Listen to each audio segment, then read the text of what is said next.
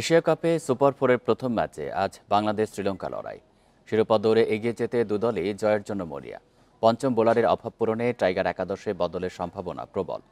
দুবাইয়ে ম্যাচটি শুরু হবে রাত 8:30টায়। আবুধাবি থেকে এরই মধ্যে দুবাইয়ে বাংলাদেশ দল গ্রুপ পর্বের বাধা টপকানো গেছে। লক্ষ্য এবার জয় দিয়ে সুপার ফোর শুরু করা। এই পর্বের শুরুতেই লঙ্কানদের বিপক্ষে লড়াই, যাদের জয়ের সৌজন্যে সুপার ফোরে উঠতে পেরেছে বাংলাদেশ। গেল 2 দিন টাইগার সমর্থকরা মনে প্রাণে হয়ে উঠেছিল লঙ্কানদের শুভাকাঙ্ক্ষী। দ্বিতীয় রাউন্ডে ব্যাকফুটে থেকে শ্রীলঙ্কার বিপক্ষে লড়াইয়ে নামবে বাংলাদেশ।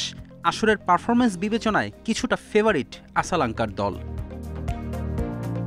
আফগানদের বিপক্ষে গ্রুপ পর্বের শেষ ম্যাচে বাংলাদেশ জিতলেও কঠিন পরীক্ষা দিতে হয়েছে। টাইগাররা ভুগেছে পঞ্চম বোলারের অভাবে। লঙ্কানদের বিপক্ষে সেই ভুল করার কথা না। একাদশের সুযোগ মিলতে পারে মাহিদি কিংবা সাইফুদ্দিনের। দুবাইয়ের স্পিন ট্র্যাক বিবেচনায় মাহিদির সম্ভাবনাই বেশি। ওপেনিংয়ের সুযোগ পেয়ে সাইফ হাসান ভালো করেছেন, তবে তার আসল পরীক্ষা হবে শ্রীলঙ্কার বিপক্ষে। পারভেজ ইমনের একাদশে ফেরা অনিশ্চিত। লঙ্কান একাদশে একটি পরিবর্তন নিশ্চিত, বাবার মৃত্যুর কারণে থাকছেন না ভেল্লালাগে। তার বদলে থিকসানা খেলতে পারেন।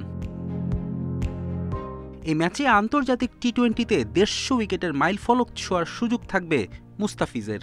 আর মাত্র 4 উইকেট দূরে আছেন the fees. Ferdous Islam, independent news.